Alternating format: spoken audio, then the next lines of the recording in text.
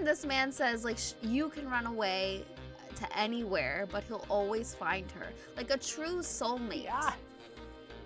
Like a true psychopath, but we love it. Okay. See, I love the difference. I said soulmate, you said psychopath. I clearly have, I see red flags as green flags. It's the same thing. Same meaning.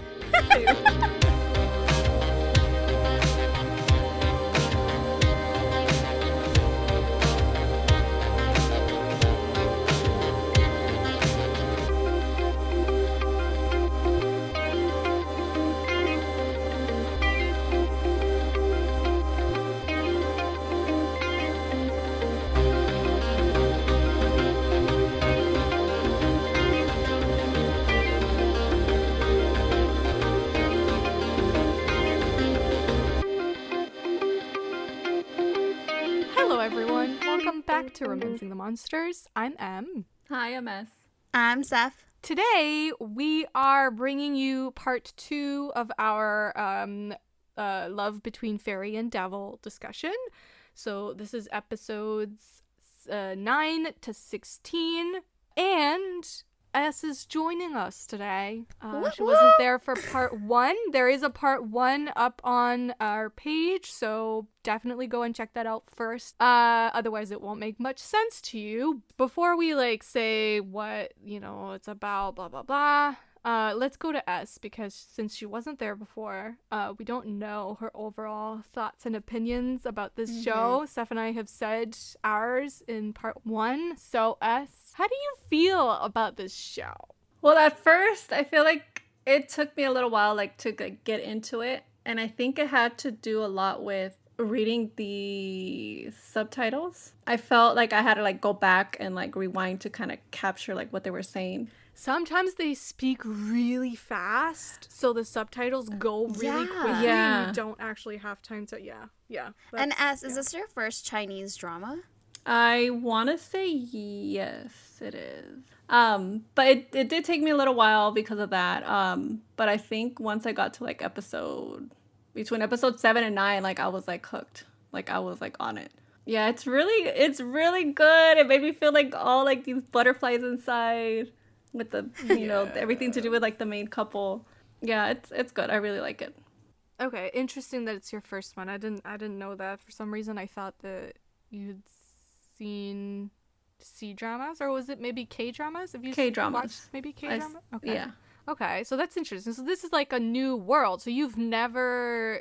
Well, I think it was a first for you too, Seth, as far as the cultivation world. Yeah, it was my first in that. How do you feel about the cultivation aspect of the story? As the whole cultivation basically is the magic system, they cultivate. Yeah, I really liked it. It just kind of reminded me a lot of the fantasy books that I've read. It felt familiar in that way. And I also got Power Ranger vibes on some of the fighting scenes. I don't know why. There's a fighting scene where they do their little hand movements, and once they release their power and stuff. Oh, right. I'm right, I don't know why I got that oh, this is Power Ranger, this is badass. Yeah. But no, I liked it. It's something completely different because the K-dramas that I've watched, they're very contemporary, nothing to do with magic, or at least from what I'm remembering. But oh yeah, really enjoying it. It's funny because the hand movements, I feel like they do it more when it's live action than it's definitely never really mentioned in books, in these books. You don't know that they're doing all these with their hands, or even the donghua, so the animations, they do it but not as much. And then when it's live action, it's hand movement. Yeah. I feel like it takes so long to set it up that you can die in those 2 seconds. Right, my thoughts exactly. Sorry, the opponent is just waiting, yeah, dude, take your time. Yeah. Set yourself up. Let's go. Okay, so quick disclaimer as per usual. We are new to all of this. We do not speak Mandarin, so we may mispronounce things, but we are trying very hard. We tried just now to double check some of the pronunciations because we are aware that we were mispronouncing some of the names in the first part. But yeah, just bear with us on that front because it is hard, but we are trying. Please know that from the bottom of our heart. Yes, please. We are trying. We literally spent over a half hour trying to figure Just out now. how to say these names. As long as you try, you cannot fail. Try already and failed. try and you will succeed, guys. Okay. There was one thing that we forgot to mention in the last episode that I just wanted to quickly mention. Okay. Because I realized that, and yeah, I thought it was kind of important for character development. But basically, we forgot to mention that one key thing about Lanhua or Orchid's character is her loneliness. Right. We didn't talk about that. We didn't talk about I don't remember the episode, but the brief scene where she basically says, like, we know her master has been away for 1,000 years, so she's been alone for 1,000 years with like her plant friends who like aren't really friends, like they're there but then they're gone. Like it's not like someone that's constantly there that she can rely on and like, you know, share her thoughts and feelings with. But then Qingcang appears in her life, and I am trying. He appears, right? And so he's now a presence in her life that's like pretty constant in those early days, you know, like Yes. he's literally hovering around her really because he's like, you know, still in his evil era and trying to make her to fix the book and whatever. But she says something really important, which is like, now when he leaves, she'll know what loneliness is, because before then she didn't know what it was because she was alone. So like when you can't really miss something you don't have, right? And that was like a huge thing for her, that then like even if he wasn't like a great person, you know, obviously, like he was still a presence, like she still felt like suddenly she had someone. So she does mention like, when you'll leave, I will know what it's like to be alone. So I just thought like we shouldn't miss that because I think it is very important. Yeah, no, of course. So episodes 9 to 16, what is like do we do this? Did we do this last time? Like a brief overview? I mean, I just feel like a lot of things happen in these episodes for us to like give an overview. Yeah, I think last episode we did it just because we wanted to like set up the scene. world and like Yeah. the characters. Yeah. Yeah, okay. So let's maybe not do that and just like jump right into it. So episode 9 starts with him giving her he calls it his heart blood, and that's when he forges the bracelet thingy that he gives her, the like bone looking bracelet. Yeah. That she doesn't know about. He gives it to her while she's like asleep, because like remember episode 8, how it ended is basically she was sending him on his way. Like she knows he's the Moon Supreme, or actually does she know? No, she doesn't know he's the Moon Supreme, but she knows he's with the Moon Tribe at that point. And she sends him on his way, and so he comes back actually, and he gives her that like bracelet to protect her, and that bracelet will protect her with his hellfire. Okay. And then she goes to the like ceremony type thing where she's to be like basically officially made into like a fairy type. That was my understanding anyway. It's like a huge deal. She's been waiting basically 1,000 years for this moment. Yeah. But what happens, and they have this like sorting hat type thing where basically you go into this blob looking thing and it kind of takes you into like a different dimension type thing. Lots of type things here, but you know, fantasy worlds and strange names. She goes into that, and basically when you go into that, like there's this godlike being that tells you what kind of fairy you're gonna be in this kingdom, basically like what's your job gonna be. But what happens when she, Lanhua, walks into it? What is she told? And then what happens? What do people think of that? Well, the exact words I don't recall, but I do remember this this being, whatever was behind, like in that world, told her like, "Hi, dear friend.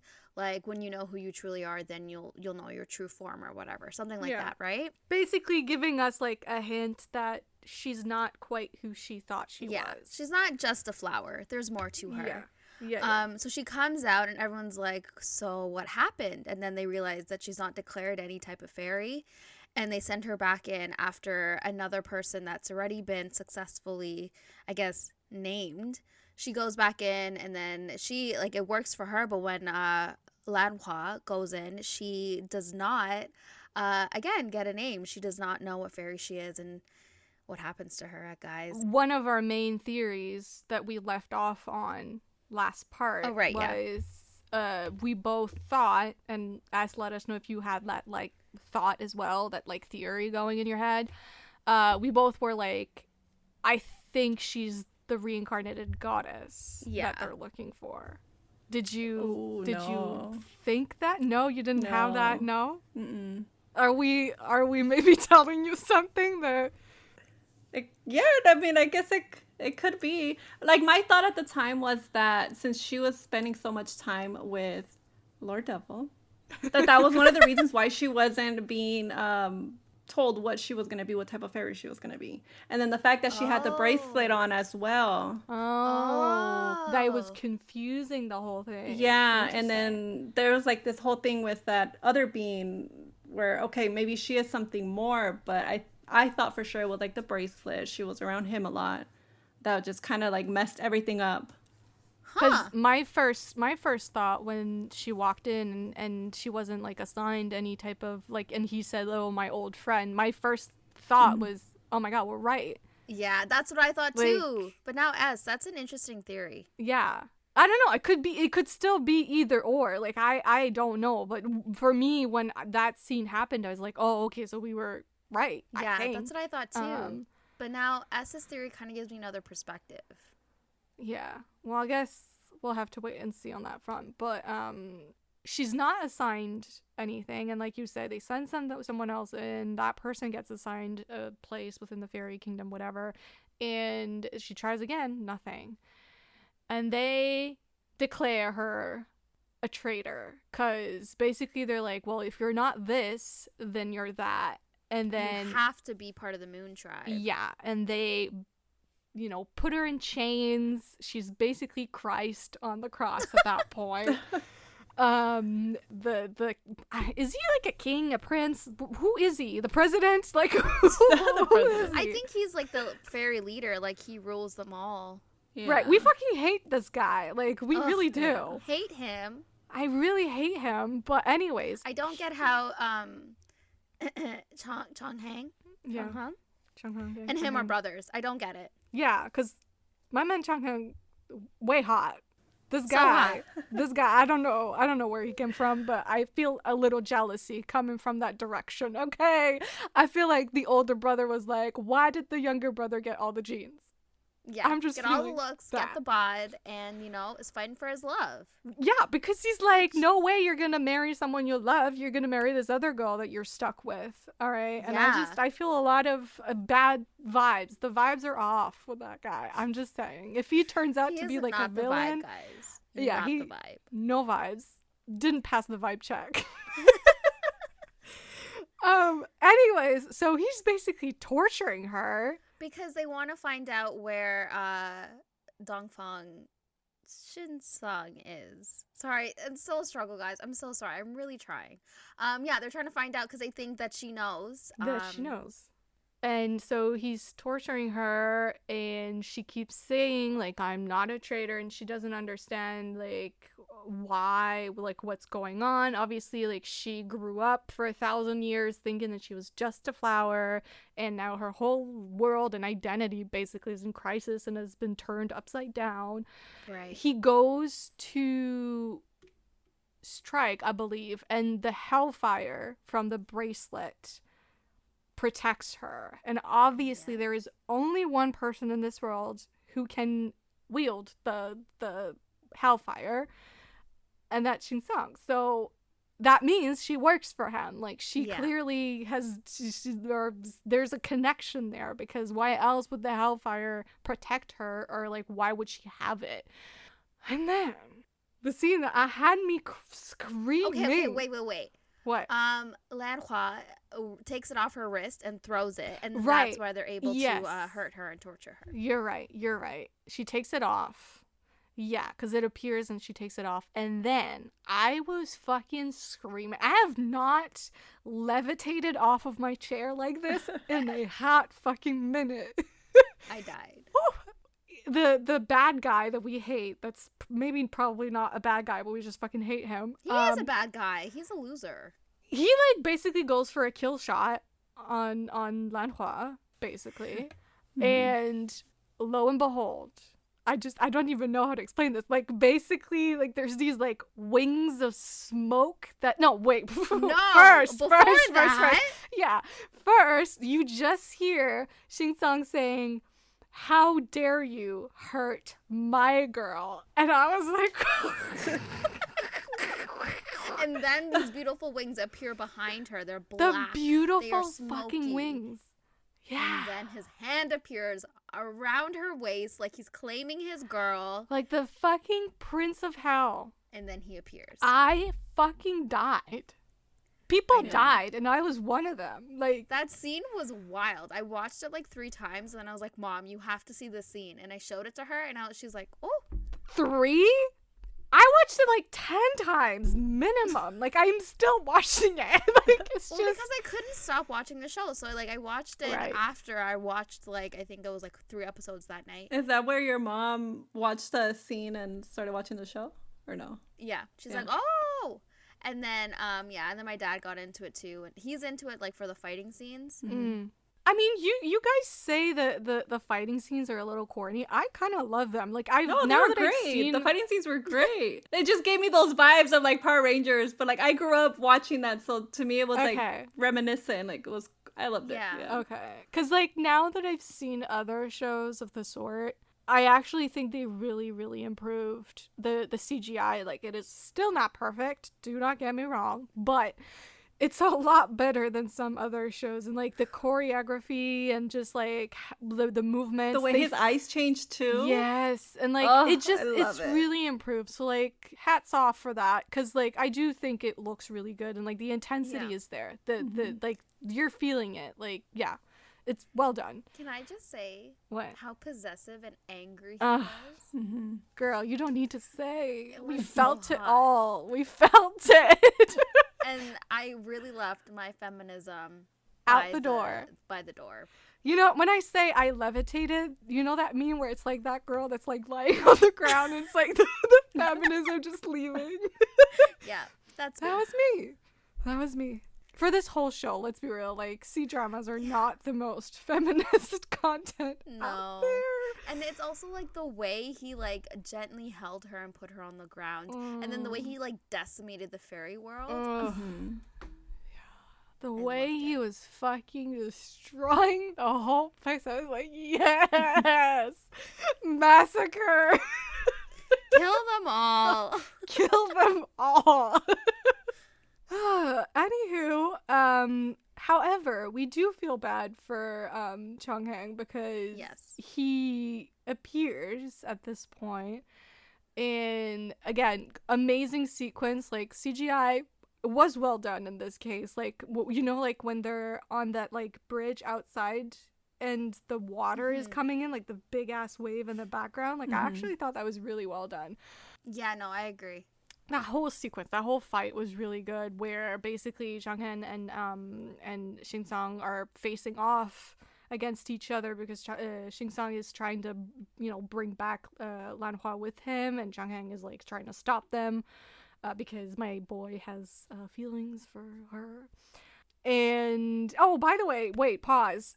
Did you Yeah. actually get those flashbacks now? Like, do you get it a little bit more, like his feelings for her, or are you still? Because okay, context is you were a little confused as to like, sorry, why does Shangheng like love her like all of a sudden? Like, did that like sequence of like flashbacks to like everything he did for her help?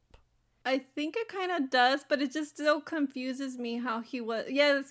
Because when she sees him in the beginning and he gives her the stone, it was all just kind of like a play, right? Like it was kind of like a sign, right? Wasn't it? Yeah, he basically. Well, it was all done basically, purposely, right? It was done purposely because at that point he had wiped her mind of the memories. So for her, that was all new, and then he placed the was it a firefly in her garden. Stone. Like he did all of that on purpose, so that she would find it. And sorry, no, I had a question. So is the reason why she felt so strongly for Chonghang was because not having the memory, she still had the feelings behind them? Possibly, but they make it sound like he helped her in some kind of way, but it's obvious that it was the other way around. She helped him. Yeah. She helped him because he was hurt, but then he wiped that out of her mind. So for her, their beginning is different, where like I guess she needed help at some point and he helped, or maybe it's just because like she has him in such high regard type of thing. Like I don't think her love for him is as true as his love for her. No, of course. But I mean, I kind of felt like her feelings for him were because of the memories that were wiped out, but she still had the feelings. That's entirely possible, and it wouldn't be like out of the ordinary for these kinds of books. Like people lose their memories a lot of times because people live for thousands of years, so I wouldn't be surprised if like the feelings remained but the memories are lost. Anywho, all this to say, he appears and then they fight, and you feel bad for him because wait. You're skipping over so Lan Hua basically finds out that Shin Song is the moon, what is it? Supreme moon leader supreme. We are not in Star Wars. Supreme leader. The moon supreme. Yeah, she finds out that he's a moon supreme, and she's like, you lied to me, and he's like, I never lied. And then thus starts his massacre. Well, because he's a villain. Villains never lie. Villains just omit the truth. Villains just let you be, let you believe the wrong thing because it helps them out. But they're not lying. No. Okay, and now, yes, they, okay. He basically wipes the floor with Chonghang. Poor guy. Like, and that was amazingly acted on his part. Like, just the blood coming out of his mouth and just like the way you can tell he's just like giving it his all, but ultimately it's not enough. And then the thing that you feel bad about is that Qingcang actually like basically rubs it into his face. He's like, so do you want to save her or do you want to save your people, like your kingdom type thing?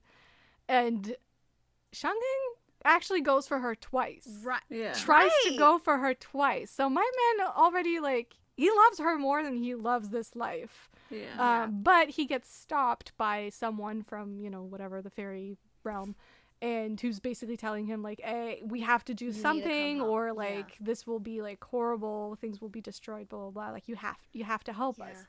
So he does. And just, like, that final shot on his face was so good. It was just like the angst of seeing him look at Qingcang and Lan Hua like walking away. Yeah. I thought this was really interesting because I don't know, are we supposed to be rooting for him? Because I think we I are. expected him to choose his people and his world, but he was going to choose her. He was actually going to continue fighting and probably even die fighting because he chose her. And I don't know. I don't know. I just expected him as like the second lead to like, put his people first. But he didn't.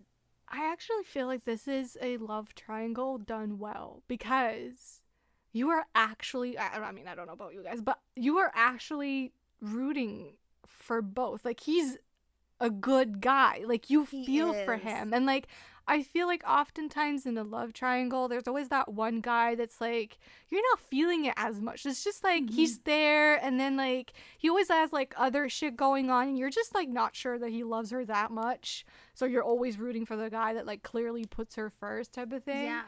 Or like they have feelings, but they're not doing anything about it. Like they're not gonna fight. It's just never to the same intensity, the same level on both Yeah. sides, like with both people on the other side of the triangle type of thing. Here, I'm actually feeling it on both sides. So like I'm actually like I'm devastated that this man is not gonna get what he wants. Clearly, Yeah. I'm just like, baby. No, for sure. But I honestly feel like if Shinsong was never in the picture, she probably would have ended up with him. Oh yeah. But I also feel like she wouldn't have grown as much as she did with Chonghang. That you know, she's had her growth with Shinsong. I don't think she would have grown as much. Pun intended, because she's a plant. I feel like that's insulting. Maybe. Anywho, and that's basically more or less where the episode ends. So then, Hold on, I wanted to ask a question. Go ahead. How did you feel about Chonghang and Right, Lan Hua? right. We love him over here. Who, me? What about you? Yeah. Yeah, ask you. I love him by himself, not with her. Interesting. Okay. But I feel like he's a good character.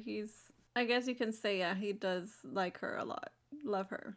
But him by himself, I like a lot.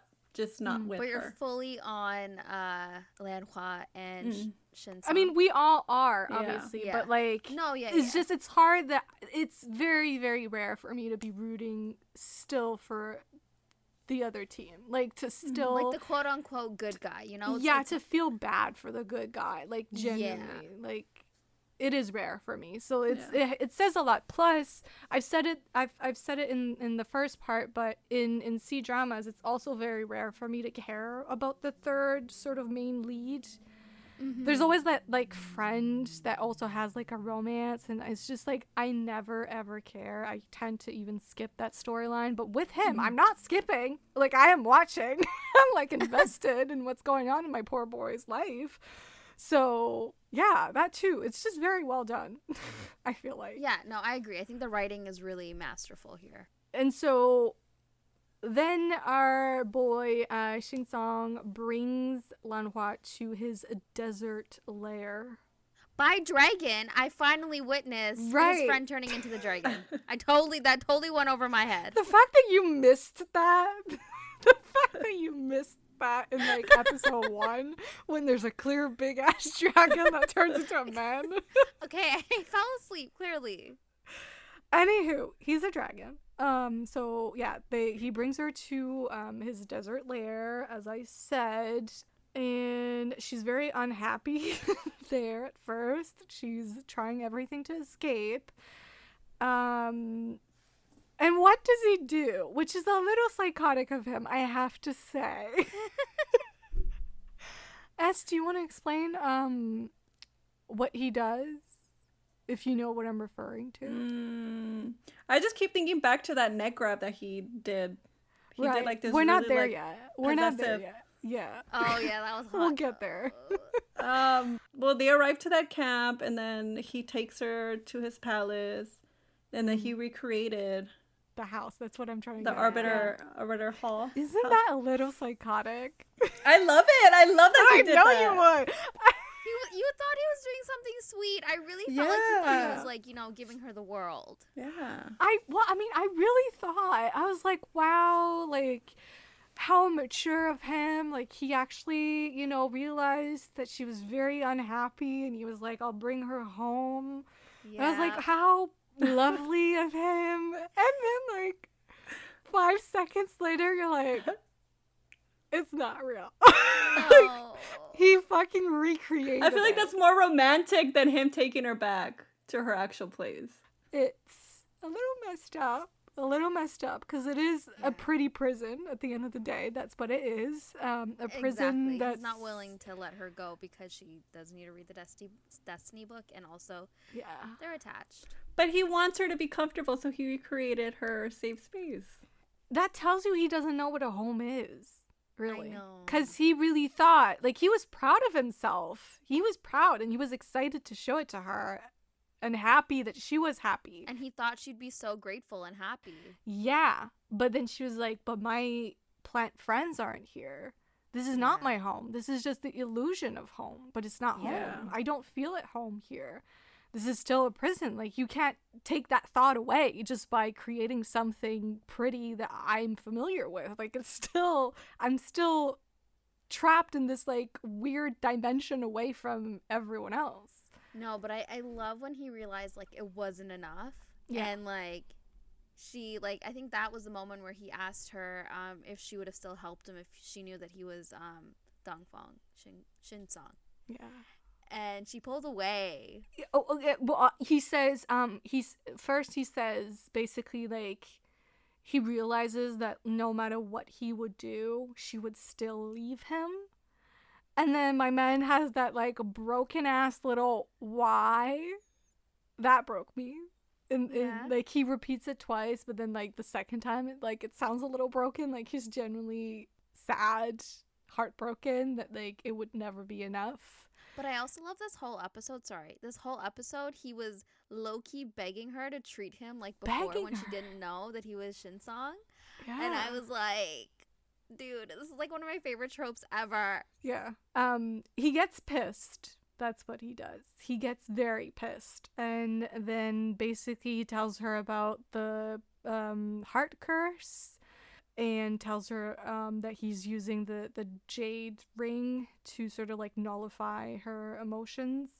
But basically it's like that part in the romance novel where the guy is, like, really scared of his feelings and realizes that, like, he loves her more than she loves him and that he's really fallen apart. And so in an attempt to save himself from his own feelings, he tells her that it was all fake.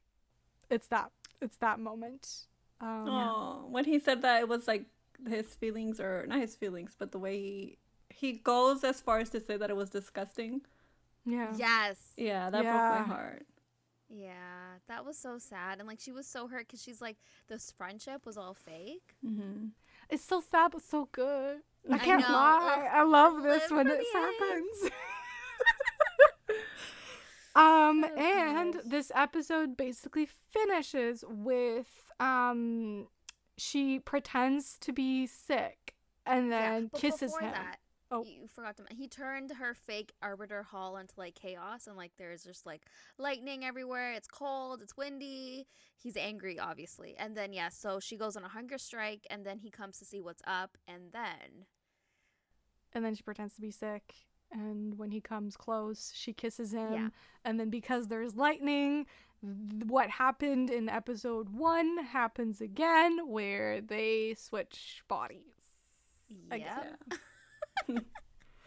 How do you feel? Because we didn't ask you this, as because you weren't there. How do you feel about that sort of trope where they switch bodies? I thought it was funny. It was entertaining for sure. Because you got to see the way since he's so stoic all the time, and then see his face, like, make different muscles are moving and smiling, and, like, I don't know, I love that. It was entertaining. They're both such good actors. Such good actors, because they know exactly what to do to make you believe that it's that other character, that the other's personality that's now in their body. Like, you fully buy it. The way his face is just suddenly childish and smiling and, like, oops. Like, all giddy. It's so right. Good. And then hers becomes, like, so serious and scary and, like, it's so good. Like, I was so impressed with both of them. Me too. So it happens again. No, I was going to say, and I love, like, in this instance, they show her growth and, like, her cleverness, because she's the one that figured out that they need the lightning in order to switch bodies. And, like, she planned the whole thing, and I thought that was really, like, well done. Mm-hmm. Yeah. And then he says, in her body, so, like, she says, this is going to get very confusing, but he says, how dare you set me up? And then he grabs her to kiss her again to try to, like, reverse the kiss, reverse the switch. Yeah. And did you guys fucking notice? Because I replayed a couple times, but, like, the way she in his body fucking bites the fuck out of the fuck out of his lip in her body. But anyway, this is very confusing, but, like, she holds on. I was like, what is going on with that lip bite? Okay. Yeah, I know, it was an intense lip bite. I don't know if it was on purpose, but I welcome it. It was great. Yeah. I kind of like, I need fanfic, like maybe when they're married or whatever. Like they, on a night of lightning, they switch bodies and we, Fun read some times fanfic. ensues. Yeah. Yeah. And then, basically, they have to pretend to be each other for a couple days Until the next lightning storm. It's a whole fucking mess, obviously, because Lanhua basically sends him to prison in her body. Right? Yeah. So he can't do anything, and she's really messing things up for him. Like, everyone in his kingdom is like, what the fuck has happened to this man? And this man's got a harem of women that he doesn't use, though. That he doesn't use, but he has a harem, which is I was dying. And then with Lanhua, like when she was in his body and like she's freaking out. She's like, what the fuck is going on? It was so funny. So episode 12, they're still switched, obviously. And then we get the bath scene. Oh, yeah. Oh, right. Which I was not expecting. Little blindfold moment. I love that. A little blindfold moment. Okay, C-drama. I see you. Censorship somehow this past. I'll take it.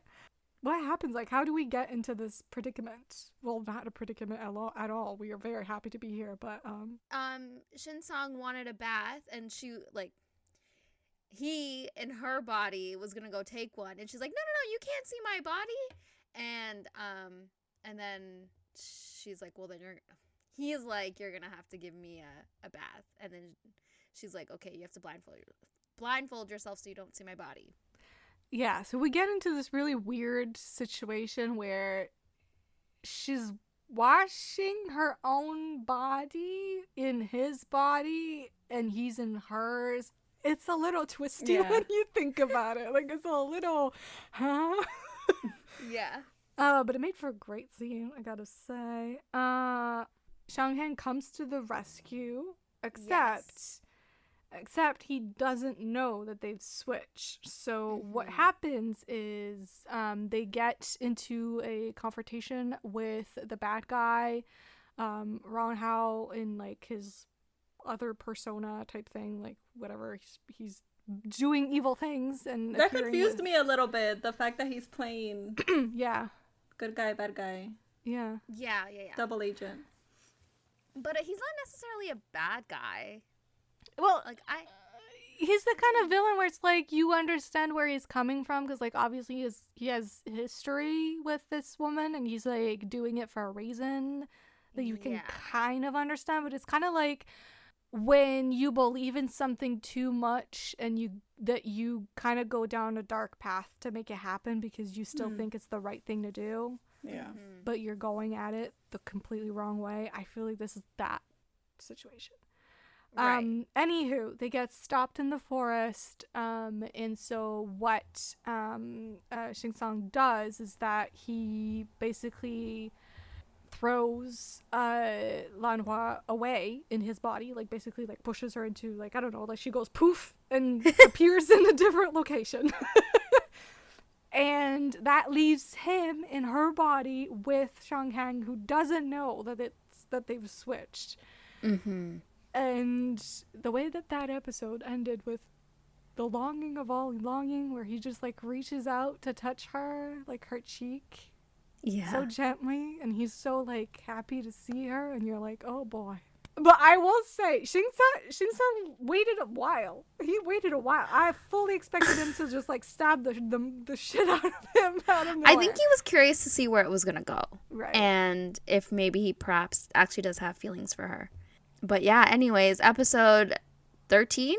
13. It starts with what you wanted to talk about, which is the fucking neck grab and the kiss. Was it in this episode, though? Yeah, no, it's episode 13, but before that... There was a neck grab on episode 10. I have it written down. But anyways, there's probably another one, yeah. Maybe it was a different one. Yeah. Okay. Anyways, episode 13 starts with Qiangheng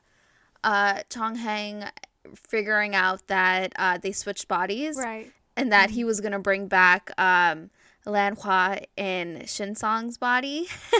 And they were going to kill Shinsong in her body so that there's no way that she would be able to reincarnate, or like, no, he would not be able to come back and reincarnate or whatever. Like, they'd be able to kill this powerful person. So in that split second, that's when she goes and kisses her body. To switch back because there's lightning that night. Yes. They were already gonna switch that night or try to switch. But then the bad guys appeared and that kind of derailed the whole plan. And so she does that. You're true. So that's true. So she actually saves him. Yeah. Here. And then there's more talking, more fighting. And that's when basically Qingcang actually does like something chivalrous a little bit. He's like, he sees that Shanghang is hurt and he doesn't attack. He's like, just go away. And then let's get this right. Okay. He spared his life because Lan Hua asked him to. Right. Okay. Fine. That's true. He did it for his woman and no one else. And then she goes to see Shanghang, and that's when Shinsong grabs the fuck out of the back of her neck, twists her around, and kisses the fuck out of her in front of Shanghang, makes eyes at Shanghang. Eye contact with Shanghang, who's on his fucking knees on the ground. I love it. It's so petty. Wow. It was so hot. Like, he was jealous. He was staking a claim. Yeah. And Shanghang is really hurt, and they bring him back to his friend, who's also evil, brings him back to the fairy place. And Ronghao, right? Ronghao, yeah. Mm-hmm. And I really thought, because like they're discussing of like ways to help him because he's gonna die, like he's really dead. You thought they had to fuck? Well, I really fucking thought they were talking about dual cultivation. And I was like, what the ever-loving fuck is happening here? Dual cultivation is cultivation through sex. Because he was like, oh, we can't, like, cultivate, like, naturally or whatever. Like, we have to find a way to, like, switch his energy around or whatnot. Like, the language that they were using, I was like, are they fucking talking about fucking here? Because I'm confused. Maybe they were, and they can't show that? Maybe in the book it was. I don't know. But I was like, oh my God, is this happening? Because to be honest, when the show first started, I thought they were a ship. When they're in that little boat in the lake. Well, I mean, who knows? Maybe some people out there are shipping them. And if so, I totally get it. Because Ronghao actually gives his, like, not life force. We're not in Star Wars, but you know what I mean? Like, he gives basically like all his energy and cultivation powers, almost all of it, that he's cultivated to make him survive, like to help him survive, to bring him back. So I was like, wow. So our villain is a very interesting villain because yes, like I said, he's doing things because obviously he has a plan that's been, ongoing for thousands of years, ever since his master died, and like he believes he's doing the right thing but going about it with really wrong ways. But on the sideline, you also have like this great friendship between the two of them where like he is loyal to that friend, and he clearly cares about that friend to the point where he would give his energy to that friend, and like obviously he's very sick as a result and like very weak. So it's like interesting because your villain now is a weak man, which is not the villain character that you expect. Yeah. And I thought what was really interesting, like when they revealed who his master was, and that was obviously like the god that captured Shinsong, and that was his master. Like that, like the reveal there was really interesting, and like I don't know, I just feel like there is more to him, and I'm like excited to see more and like delve into his character a bit. But yeah, I thought that was really, really kind of him. Yeah, very interesting character. But then he claims, I think, because I don't remember her name, but the one that's working with him, she's like, why would you do that? And then he's like, I have more to do with Chonghang, yeah. Interesting. So anyways, we'll see how that plays out. Yeah.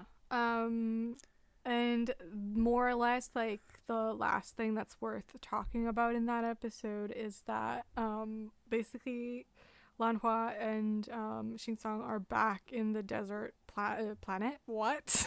Not in Star Wars, March. They're back in his palace. home. Yeah. They're back home.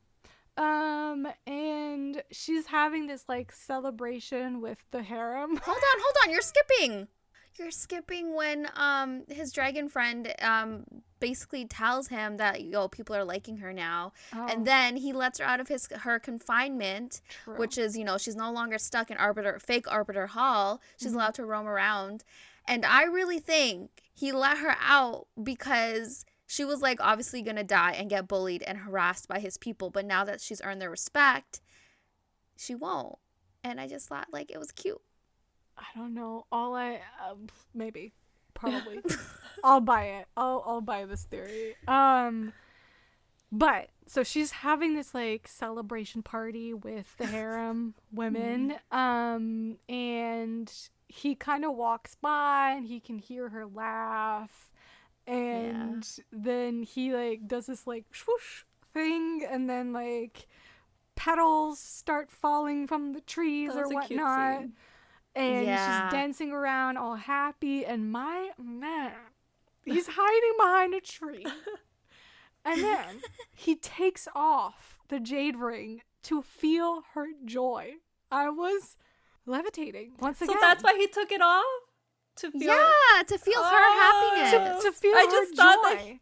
I just thought that he just didn't want to be, like, controlled by her anymore, or, like, that is so cute. That makes it even better. No, he puts it on to not feel her emotions. So the fact that he takes it off means he wanted to feel her joy in that moment and, like, share that with her without her knowing that he's there. Yeah. He's down bad. I love it. I know. And I love how it was done here, because now it's him, like, actually just, like, accepting it and, like, wanting to feel her emotions, and, like, he knows he missed her. I know he missed her, and he knows that it's, like, her emotions, and then he knows when he's feeling his own emotions. I love that. Yeah, baby loves her. How cute. I know. He's down bad. And then episode 14, we see a lot more of that flashback to when he was a child. Oh, yeah. So we basically realize that what his father was doing, and it's his father, which I don't think we knew until this moment. I mean, I assumed, but yeah, it's his father. So it's his father, and it's him when he was a child. And what's going on is that his father was removing the root of his love tree so that he could control hellfire. That's all we know on that front up until episode 14. We'll know more perhaps in the future, but for now, that's all we know.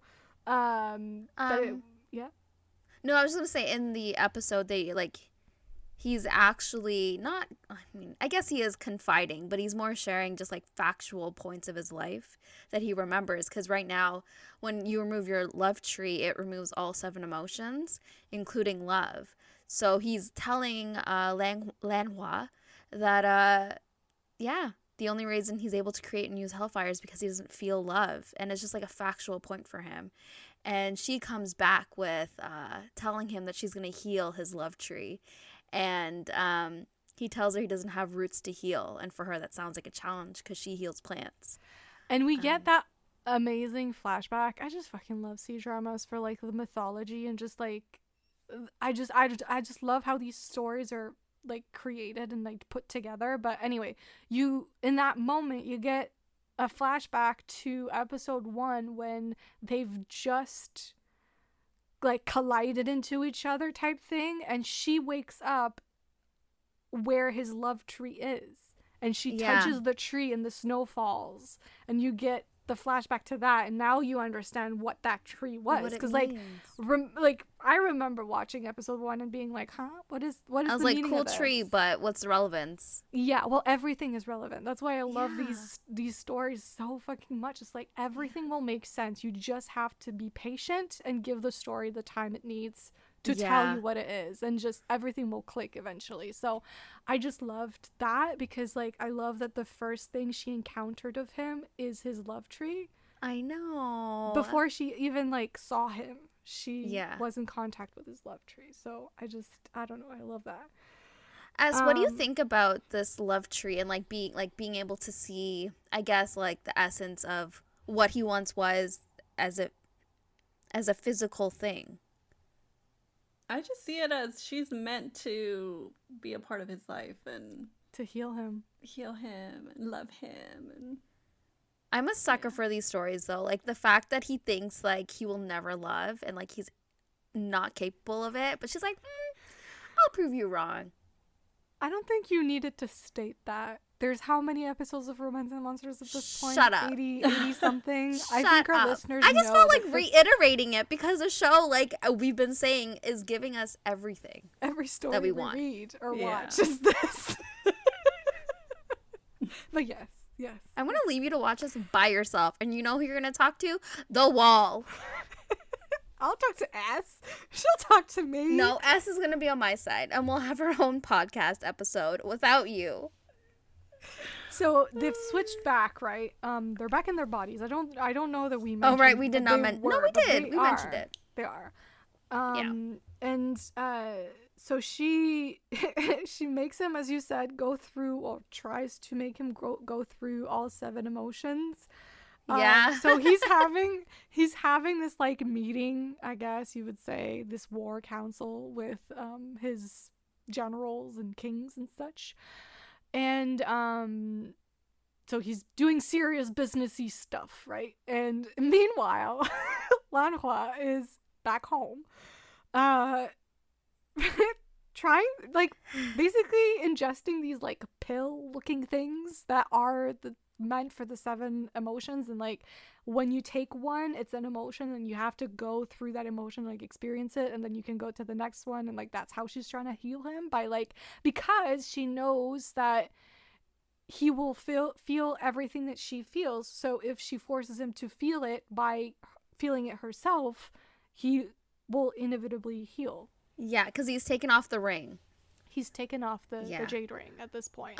Marge, I have a question. All right. It's a very serious question. Okay. Have you written that fanfic yet? I haven't. I need you to.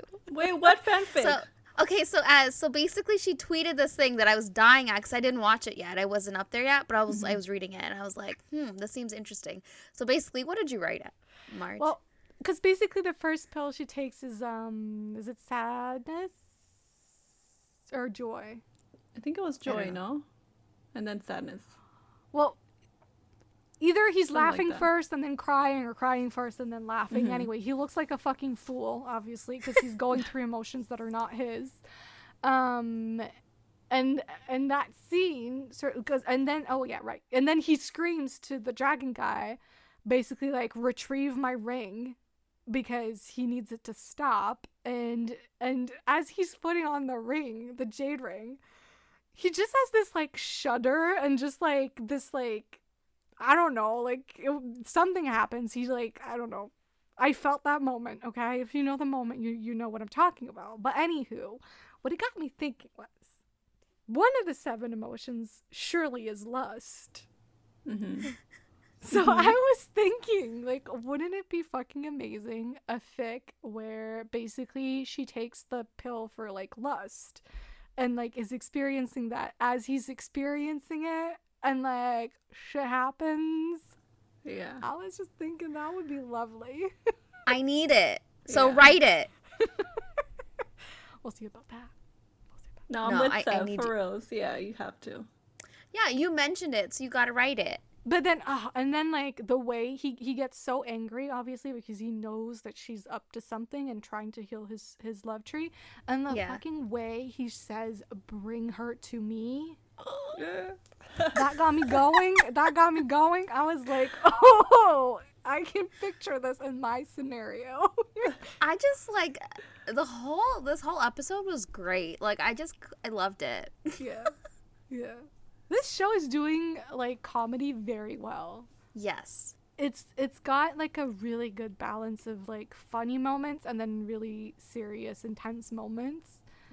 And I feel like that's very hard to achieve, like a good balance like that, where the funny moments don't undermine like the moments of intensity and like emotional stuff going on, you know. Anywho, I'll write that fic one day, perhaps. It better be soon. Yeah. Like tonight, after we're done. So this is where we get introduced to the potential like second love story of this show in episode 15, which is Dragon Guy and Lanhua's friend, quote unquote friend, Jelly. Yeah. What do we think of this little romance blooming between them? Question mark? Because I don't know, but like question mark. I mean, her character is interesting, and to be quite honest, I wasn't really focused on her, but then like as like she started spending more time with my dragon boy, you realize that there's more to her, and that a lot of her mannerisms and her like a lot of aspects of her personality is just like her deflecting from her inner pain.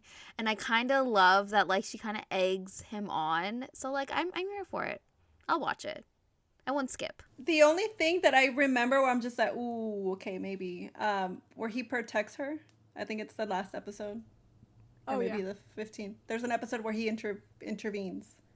I think it's the next one. Where do you mean when she steals stuff? Yeah, and she's on the floor, and then either 15 or 16. One. Yeah, so that scene for me was just like, oh, okay, interesting. Okay. I like her character because honestly I thought she was kind of like a throwaway character at the beginning, meaning like I didn't think she was ever going to come back. Like I was very surprised when she did, but I like her character because I think oftentimes this kind of character would be male. And so I think it's very interesting that it's a female in the role of like the thief that's kind of like, you know, isn't like at heart a bad person, but just like has had a bad start in life, and that just affects like how she views things, and so she steals, and she, you know, is kind of like, I gotta put me first. So I like her for that reason, because I don't think we often see women in that role. I feel like it'd be very easy to just make that like a male character. So yeah, she's not likable per se, and I like her for that reason. But I like her and Orchid's friendship. Really? Yeah. I mean I'm like getting there. I'm getting there, but like I still think it's a little like, you're really a friend, but I see that she wants to be like there's potential, friend, but like she's still making the wrong decisions sometimes. Yeah, and I do feel like her past comes into play here, not having anyone, you know, that she can fully trust. And I do think at the beginning, like from episode 15, she is kind of taking advantage of Lan Hua's like naiveness. So yeah. One thing that Jelly does do in this episode is give Lan Hua a hairpin looking thing. That's episode? That's here. This episode. That is basically, so it's this like heirloom thing from the Moon Tribe. Although I don't think that she tells that to Lan Hua, that it's from the Moon Tribe. But she gives it to her because it is meant to basically kind of do the same thing that the Jade Ring does for him, but in the sense where he won't be able to feel her emotions at all. Or isn't it read her mind? Isn't that the purpose of I mean, they say read minds, but I don't think he can actually read her mind. I think he can just read her emotions. Yeah. But I don't know. I guess it's like a safe proof type thing. Like if he takes off the ring, he won't be able to to feel her still. That's how I perceived it. Anywho, so she does give her that. So she puts it on because obviously this is the point where I think Lan Hua is starting to realize that she may have feelings for this man.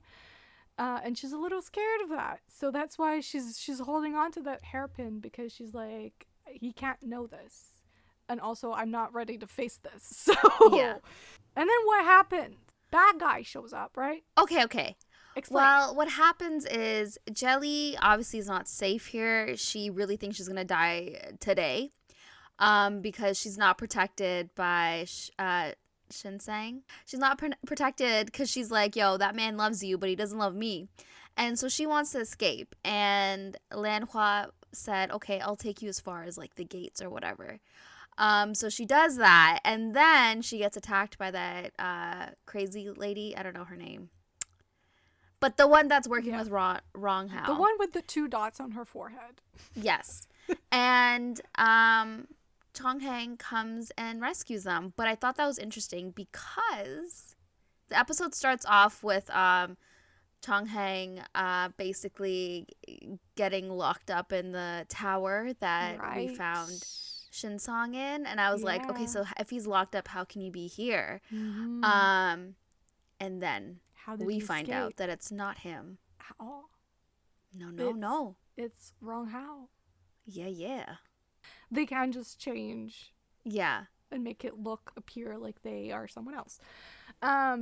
So he does that, and she buys it until, and basically, he knows that she has the book, the destiny book. Yeah.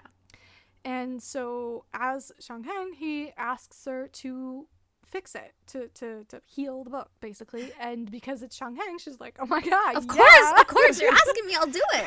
She spent like 16 episodes saying no to Xingsong, but she's like, yeah. So she does it, thinking that it's him.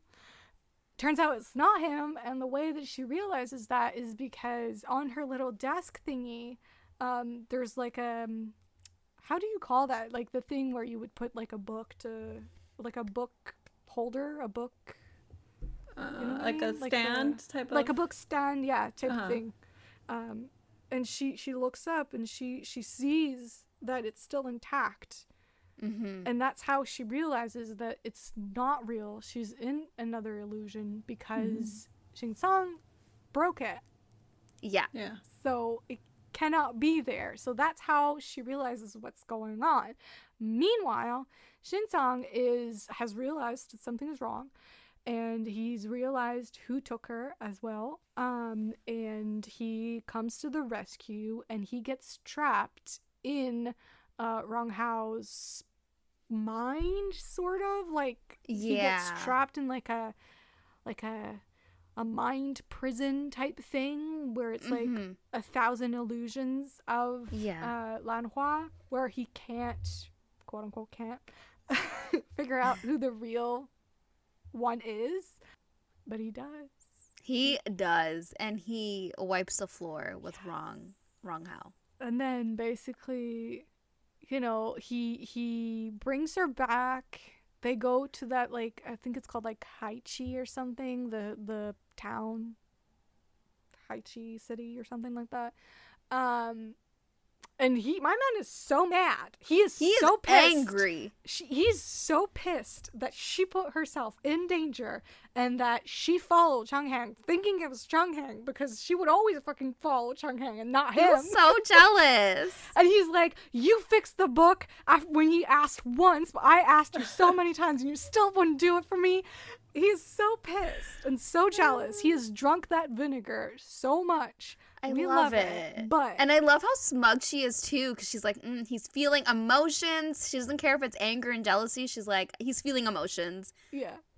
And I love that she's like all excited to tell him that like the reason how she figured out it wasn't true is because he had broken the thing.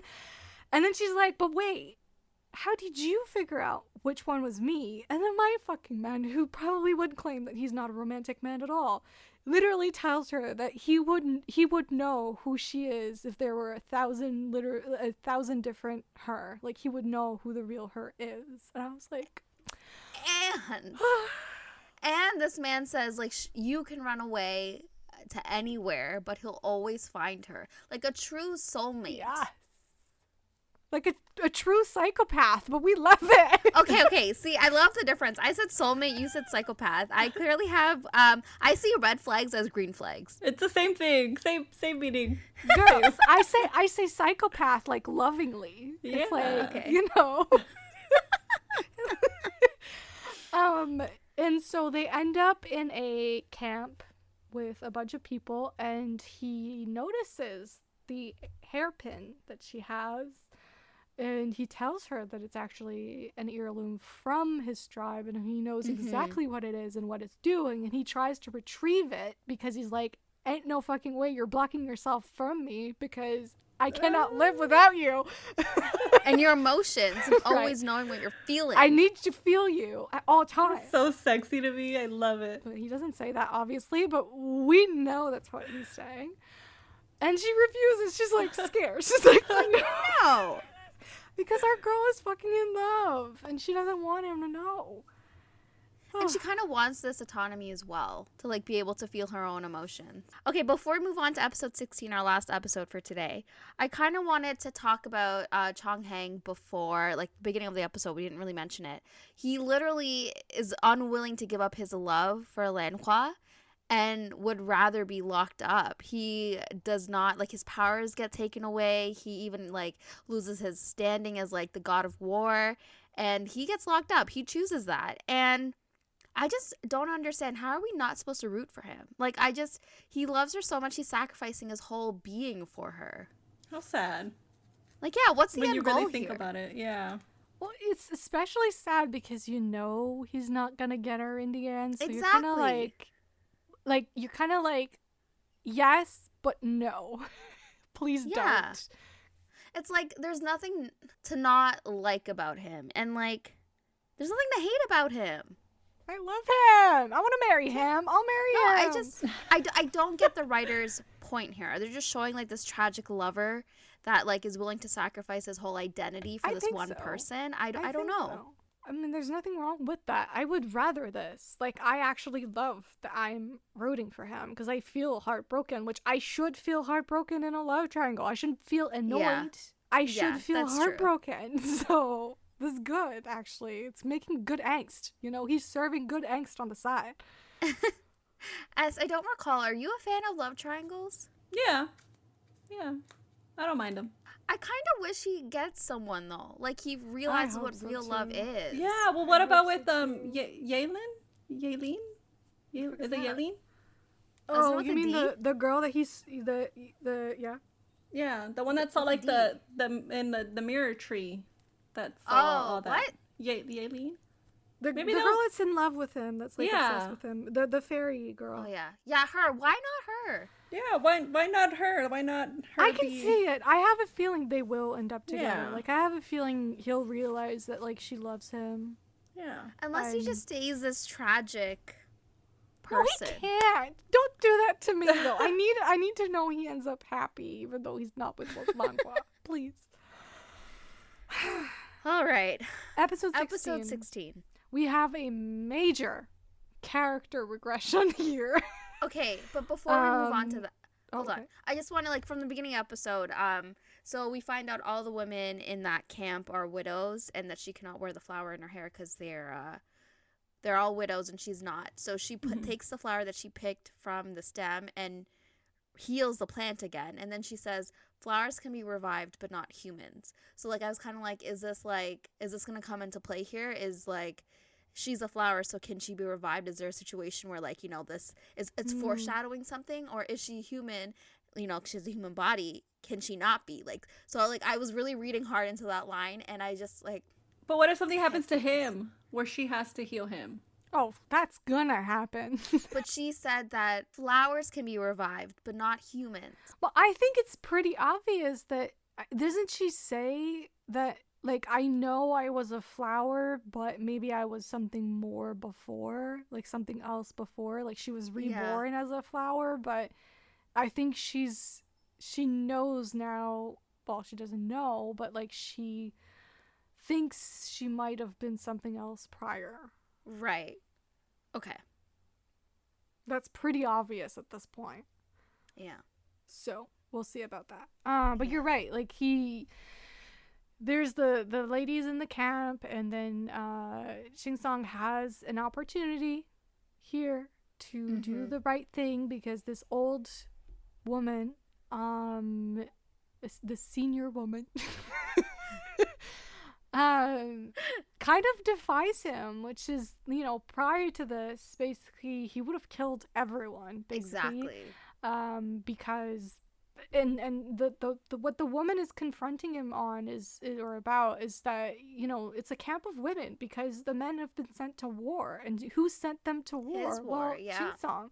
They went to his war and they didn't come back, and they keep on not coming back. And so she's basically like begging him, like, can you do something? Can you make sure that my daughter's husband comes back, that her son comes back? Like, we are tired of this. We're just a bunch of women who keep losing their men.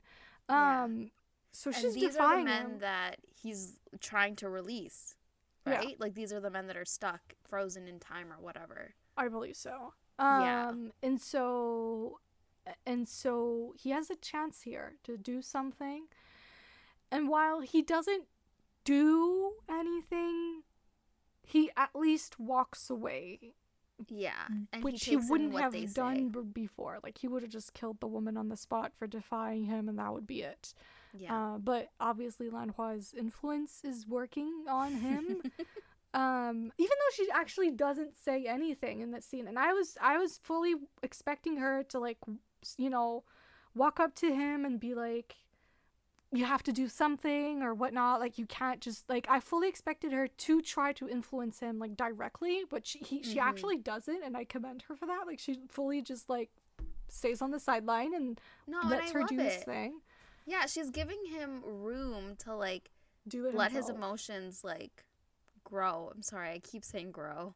However, this definitely does not have the effect that she is hoping for, because even though he does walk away from that situation, like I said, he has a major character regression after this. He does. Because they go to his love tree. And the love tree has sprouted. The love tree has new leaves. And that scares the shit out of him, because if there are new leaves, that means basically, like, he could not be able to control his hellfire anymore. Like, that means he's losing his power and regaining his love. And we discover more in later episodes. But yeah, that's exactly at this point, that's what we know. And he sees his love tree and he panics. And so that's why it, like, pushes him further down a character regression where he's like, I have to be this, like, evil guy that I've always been. I gotta go back to what I know. And what I know is hurting people. Yeah. Pain, suffering, being evil. And he thinks this is going to freeze his love tree again. Yeah. Yeah. But we also get to see a flashback, and this is a more in-depth flashback of the father. And we see that the father actually loved him and played with him, and they seemed happy. He seemed like he had a good relationship with him, and that's all we really see, and we don't know what happened. Right. So it's kind of hinted at that clearly his father loved him, something happened, and things changed. Yeah. And we know that he kills his dad. Yeah. And that's all we know. All we know at this point. And basically, that's kind of it, right? We know that it ends with a bit of a cliffhanger where we basically learn that the father destroying his love tree was at the cost of his own life, but we don't know what that entails. Oh, that's the flashback? Yeah, like no. Okay. The episode. Like, at this point, we don't know what it entails. We're not done the episode though. There's so many things that happen in this episode. No, that's it. What? No. What else happens in this episode? So basically, when they see the tree, he sabotages his budding relationship. All these puns with plants. He sabotages his budding relationship with Lanhua and tells her it's her fault and he doesn't want to feel her emotions, and he tells her he never wants to see her face again. And this is also the episode where he tries to kill Jelly. Right? Because she steals the wooden carving. Yeah, so anyways, he confides in his friend also and tells him that his 7 emotions are returning, and he's still deathly afraid of that. But anyways, so do you want to describe what Jelly was doing, basically? What she was stealing? Yeah, like, what was she doing, and then what happened? Like, what led up to her almost dying? So she somehow ends up in a room And then I remember her just grabbing a bunch of stuff and then stuffing it in a bag. Because she's getting ready to leave, right? She thinks she's gonna... Yeah. And then she's caught. She's taken in front of Lord Devil. And she's thrown to the floor. She throws herself to the floor asking for forgiveness and uses the excuse of the things, saying that she was going to take them to Orchid because she liked them, and then he kind of like plays with her. He grabs the things and then, or the friend grabs the bag, looks through it, and he's like, okay, you can take that to her. Yeah. And then right when she thinks like it's all going to be well, he stops her. And then what does he do? He does something to like... He sees the statue. The statue. That's what kind of like triggered him, right? Yeah. And then he orders his friend to kill her, like right there on the spot. Yeah. And then his friend defies him. Is like, no, like... Yeah. He defends her. And then he says, oh, Lan Hua would not be happy with you killing her one friend. And, okay, correct me if I'm wrong, S, but we get more flashbacks in this, right? I don't remember, to be honest. See, like, I have until, like, so this is right before, like, the end. We have flashbacks of him and the maid.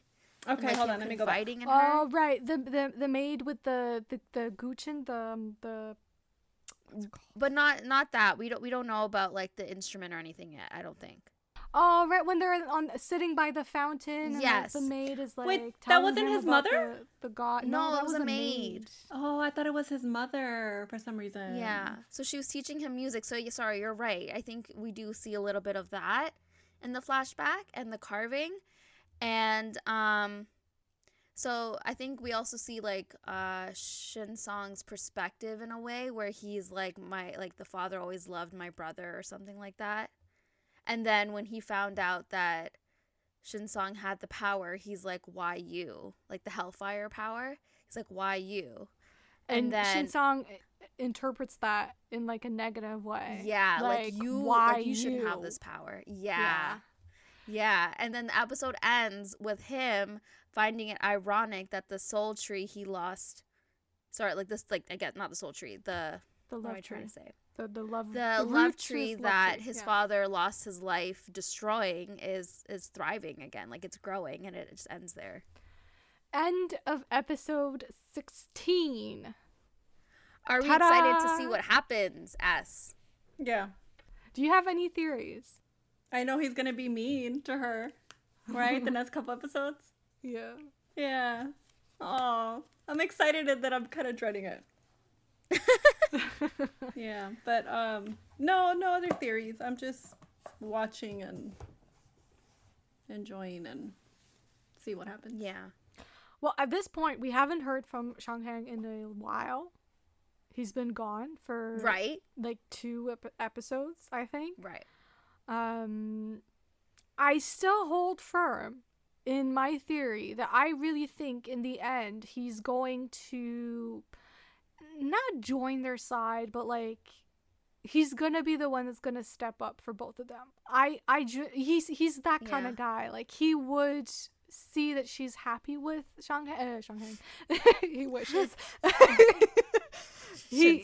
Xing-Song and that he's gonna help them somehow because he's such a great guy. I really think he's gonna fight with them somehow. Somewhere. Do you think it can go like either way? I think it could go like he realizes that maybe, you know, it's not all black and white and maybe the Moon Tribe isn't that bad. Or it can go the other side where he becomes angry that she chose Xing-Song. I don't know.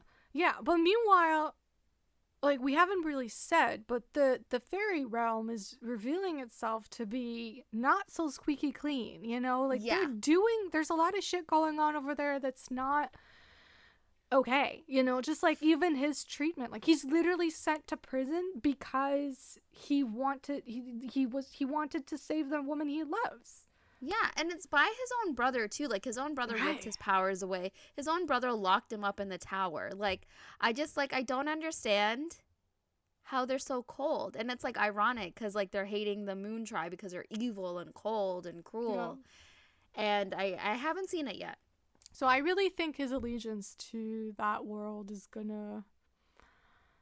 not gonna stand because everything they've done. Like, I think it's clear, like, he's realizing that, like, I don't stand for that. Why is he bound to a woman who has been more or less dead for thousands of years? And, like, what is the point of that wedding? Like, why was it happening in the first place? Like, why him and her? And why are they holding on to that? I'm hoping once we find out who the real God is, we get flashbacks. Because he was around when she was alive in that lifetime. Chonghang. Like, he's, like, right. It was, like, only 1,000, no, it was 30,000 years, right? So maybe we get flashbacks. They just keep adding things, and I know it'll all tie up together. But I don't know. I want to know. I just want to watch it all. Well, stay tuned. Hope you enjoyed this episode. As per usual, if you have anything to add, anything we missed, anything you have thoughts and opinions or theories on and you would like to share with us, we would love to hear from you. So in that case, you can always reach us online. On Twitter, we are the RTM Pod. Instagram is Romancing the Monsters Podcast. TikTok is Romancing the Monsters Pod. YouTube, which is a great place. If you want to leave a comment, I would highly recommend YouTube just because it's so much easier to reply on there. So YouTube, just search for the name of our podcast and you should be able to find us. And while you're on there, why don't you subscribe as well? Because it's completely free. And lastly, our email is romancingthemonsterspodcast@gmail.com. If you're looking for me specifically, I'm on both Twitter and Instagram @foesandlovers. And you can find me on both Twitter and Instagram @butthisbook. And you can find me, Steph, on both Instagram and Twitter @proswithwoes. And also, please feel free to subscribe on Apple Podcast, Spotify, actually any of the podcast platforms, but you can leave a rating or review on Apple Podcast and as well as Google, right? Still don't know. Maybe. All right, and that's it. So hopefully we'll see you next week. Bye. Bye.